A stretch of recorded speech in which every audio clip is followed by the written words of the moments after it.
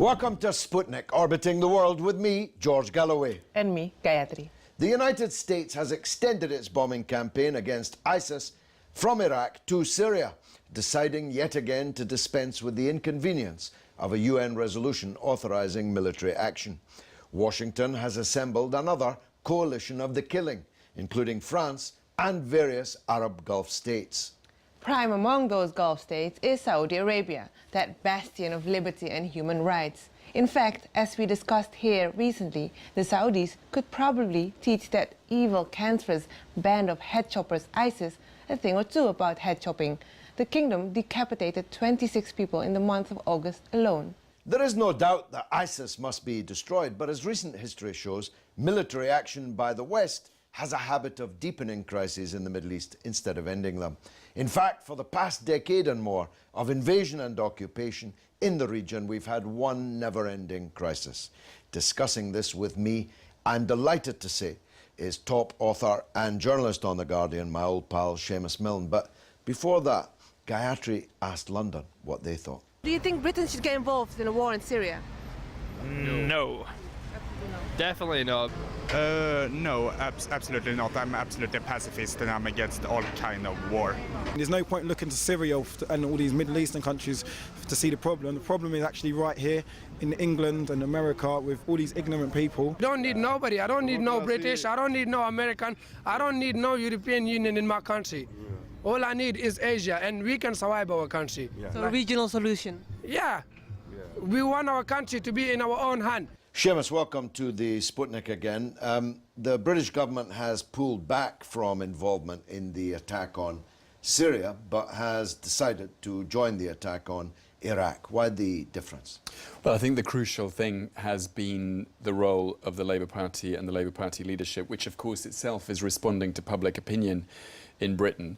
Ed Miliband has made the distinction between joining the attack on Iraq because of the request from the Iraqi government and intervening in Syria, where of course there's been no such request, and the Syrian government had said that any intervention would be an act of aggression. Of course, there's no really legal fig leaf for the attack on Syria, despite the attempts to conjure one up in the last few days. I think and Labour's position, which was set out really last year when the British Parliament blocked the attack on Syria over the chemical weapons issue. You know, it's a response to overwhelming public opinion, not only in Britain, but throughout the world and throughout the Western world, including in the United States, which has opposed the continuing attempt by the Western powers to intervene constantly, redraw and control the Middle East and its resources. And of course, they've used the fact that ISIS is a particularly repugnant organisation, and its beheading of British and American journalists and aid workers, of course, in response, as they see it, to the intervention by the US and Britain, as a way of trying to change and shift the balance of opinion in the US and Britain. And to some extent, that's been successful. But it's very, very fragile. And the fact that there's been no vote in Britain to support the attacks in Syria that have been going on is, I think, a measure of that.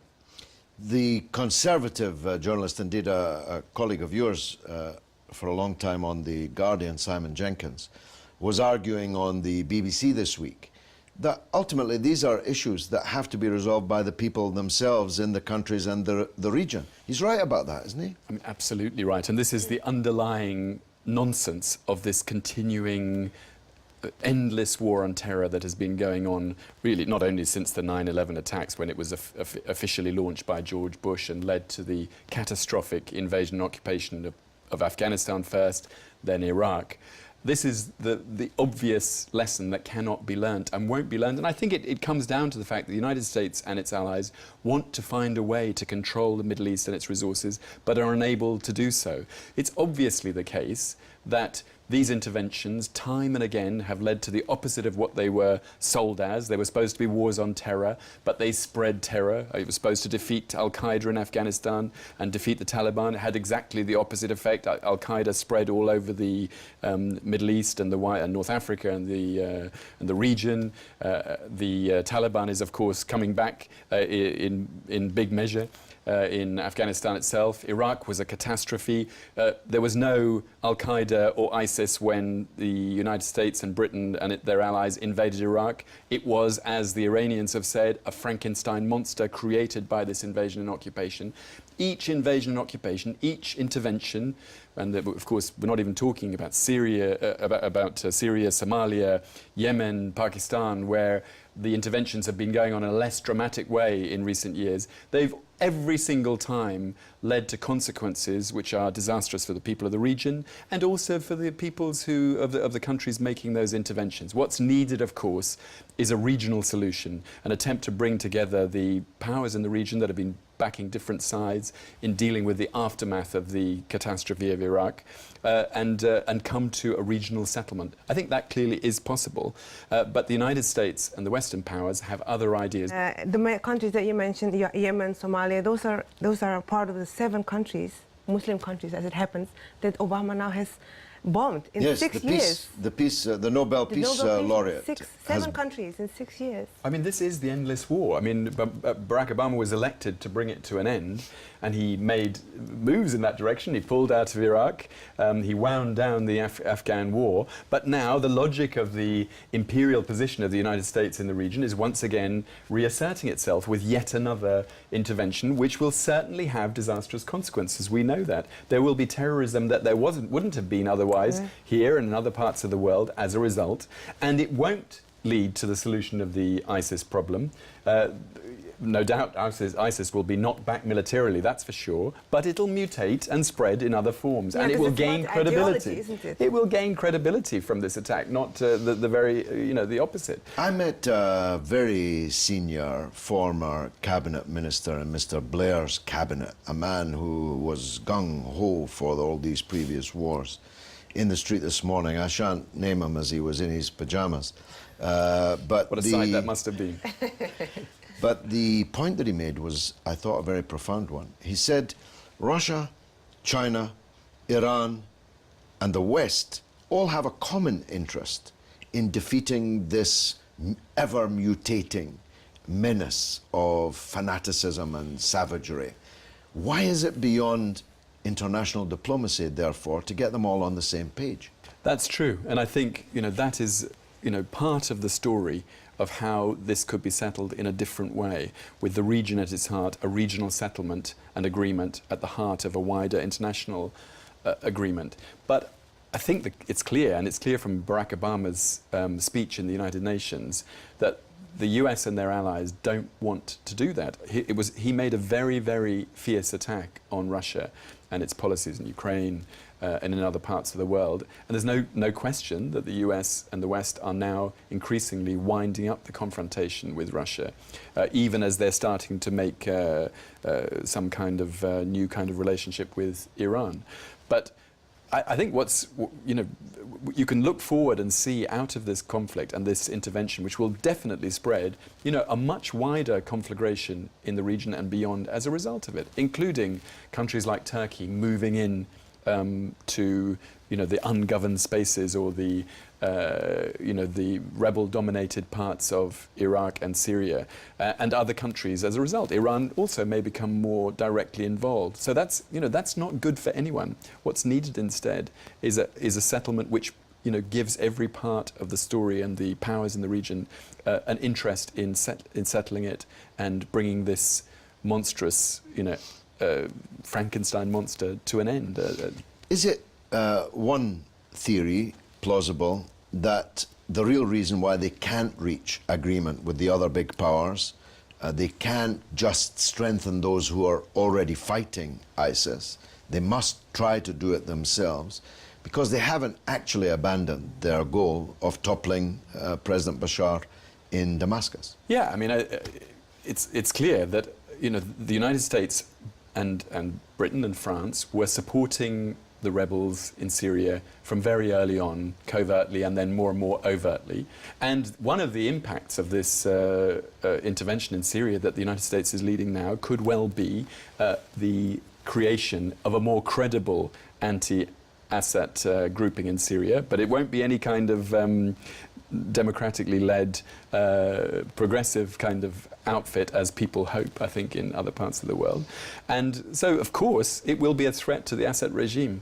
Seamus, the Western leaders keep on saying that they won't send in boots on the ground. Do you think they will end up sending anyway? But there are boots on the ground. It's just they rebrand the boots. I mean, they're now special advisors, special forces. There are 1,600 US special advisors in Iraq now. They're just, they're US soldiers, but they just don't call, they're not combat troops, so it gets given another name. That will clearly be expanded. There will clearly be other forces brought in. Obama has been reluctant to do that, but the forces in Washington pressing for that intervention have clearly overwhelmed that caution that he had originally. I mean, not that he wasn't intervening, he was doing so, but it's pushed him clearly beyond where he wanted to go. But the prospect of all this, I think, is deeply alarming. And for people here in this part of the world who think, well, you know, this group is vile and repulsive and we need to do something to stop it, I think, unfortunately, it's not going to do that. It's not going to have the outcome that they want. There's going to be many more brutal killings, much more vile ethnic cleansing, because this is not the way that this problem is going to be settled. It's only going to exacerbate it. It's going to spread it. The Western world has to learn that attempts to continue a semi-imperial relationship with the Middle East and the wider Muslim world will not work. It will lead continually to a backlash that will damage those making the intervention on a much bigger scale, the people of the region. And it's really a generational problem that we're living through, and somehow the power of public opinion here and in the United States and other parts of the world needs to be exercised again to restrain this process, because it is leading again to disaster. Seamus Milne, thanks very much. Coming up after the break, Britain nearly broke in two, and we'll be discussing with John White just why it didn't, but might yet. Don't miss it.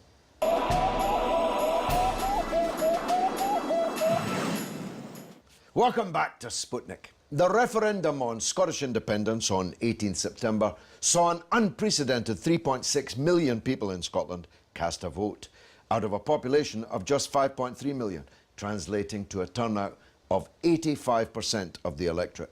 Quite remarkable. It followed one of the most exhaustive and dramatic election campaigns in British political history.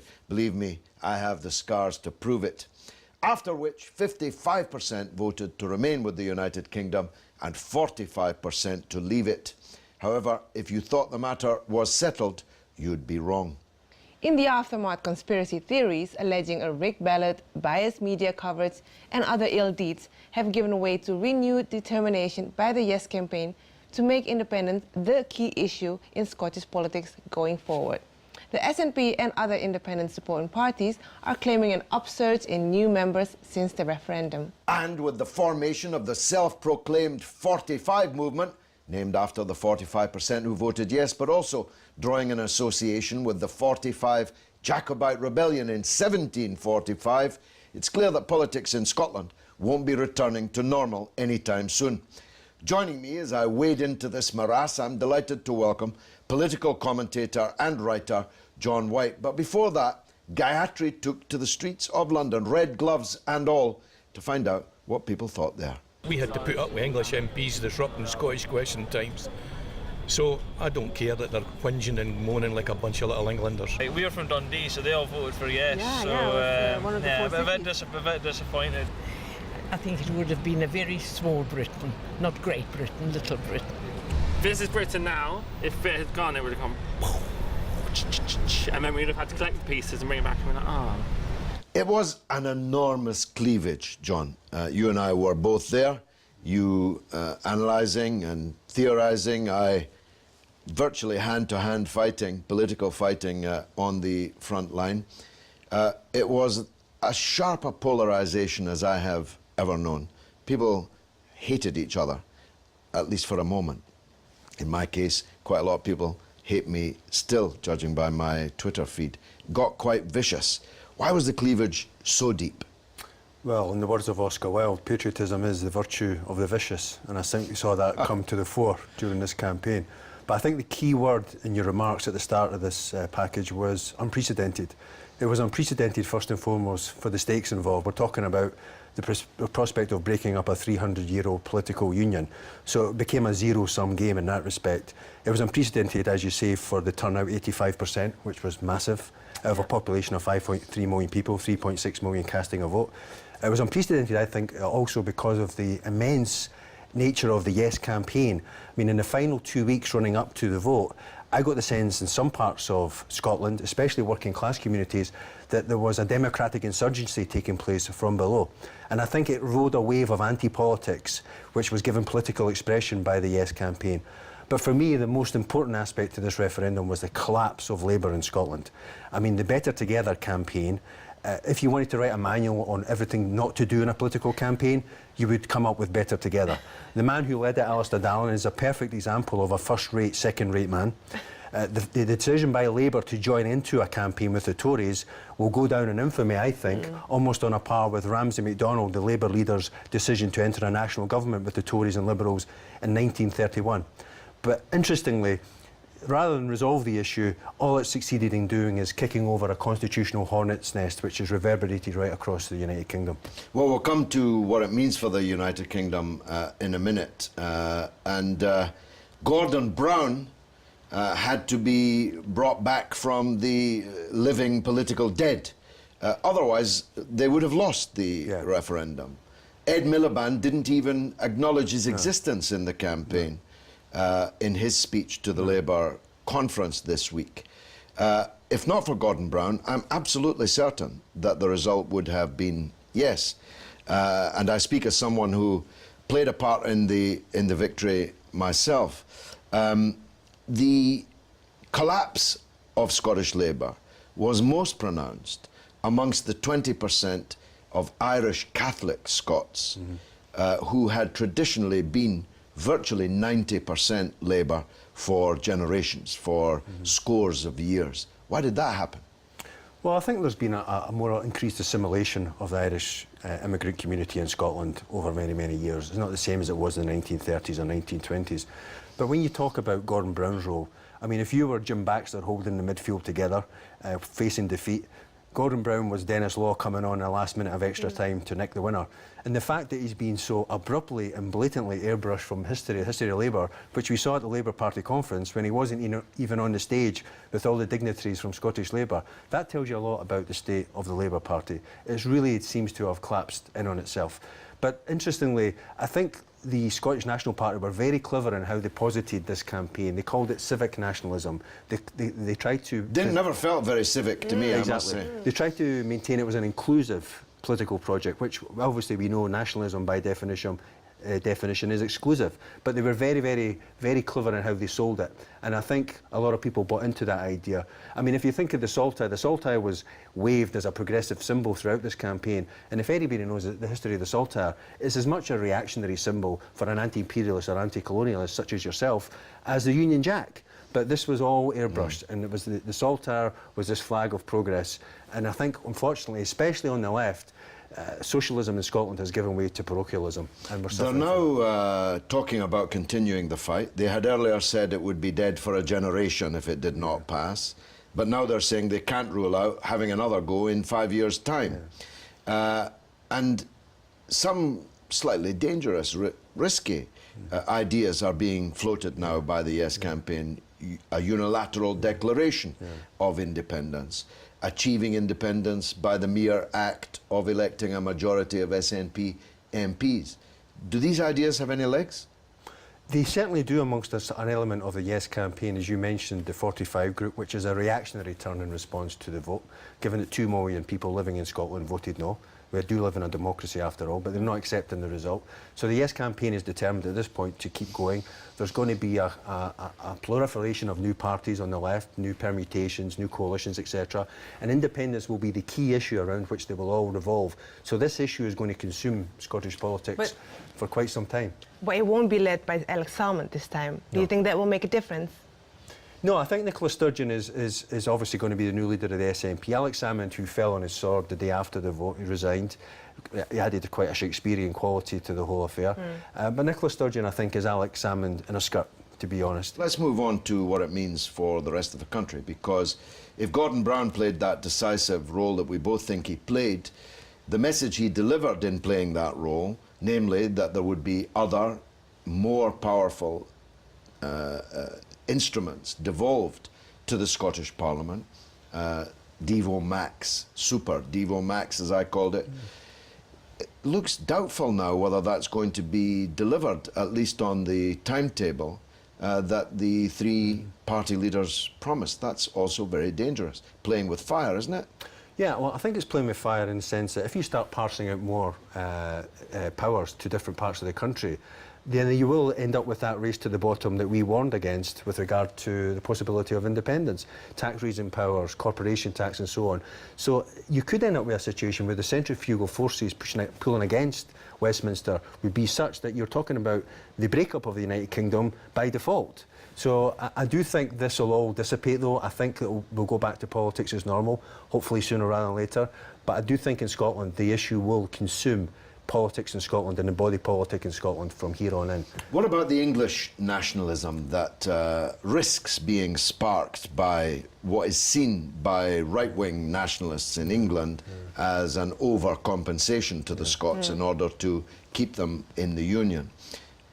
Devolution for England, an English Parliament, English votes for English measures, no MPs from anywhere else being allowed to vote on Tuesdays and Wednesdays in Parliament and so on. Does that have legs, or is that just a kind of UKIP right-wing nationalist pipe dream? No, I think it has legs because UKIP has such traction now in parts of England, so it kind of plays into their narrative.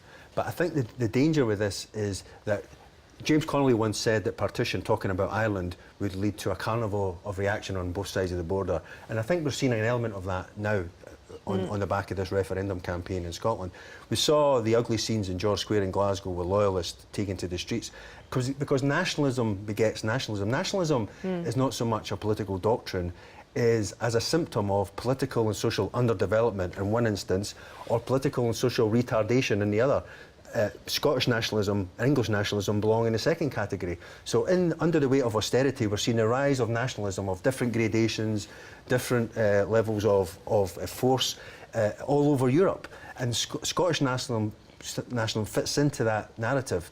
So I think we've just succeeded in erupting all these schisms, these fissures, national identity, identity politics. We're even seeing the recrudescence of regional identity, Cornwall, Yorkshire, you know, Shetland was talking about having its own referendum if Scotland had voted yes.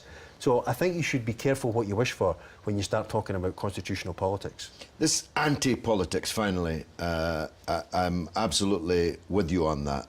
Much of the feeling was not so much for Scottish nationalism or the creation of a Scottish state, but a rejection of what I call the three cheeks of the same backside, the political establishment.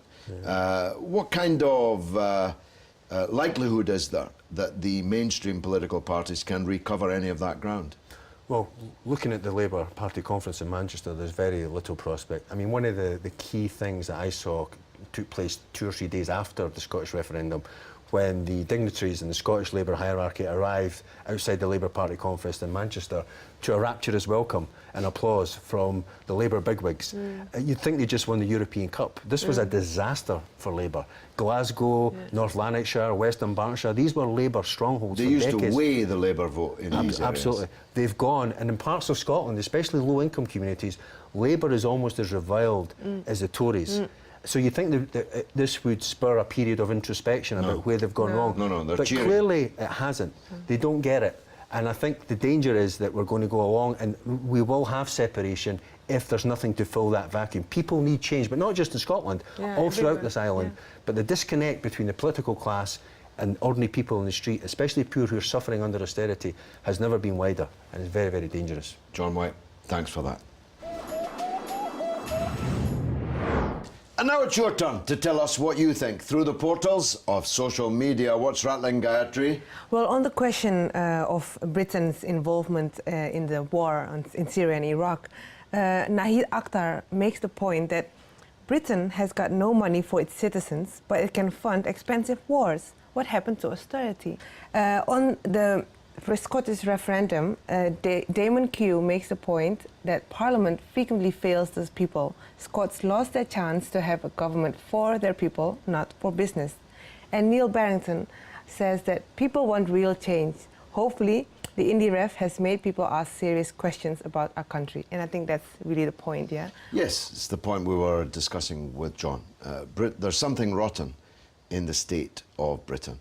And that's all that we've got time for this week. Which, alas, means that's the end of the show. Do please keep in touch with us on Twitter at RT_Sputnik, and on Facebook you can like us on Sputnik on Russia Today. It's goodbye from me, Gayatri. And from me, George Galloway. It's been marvellous.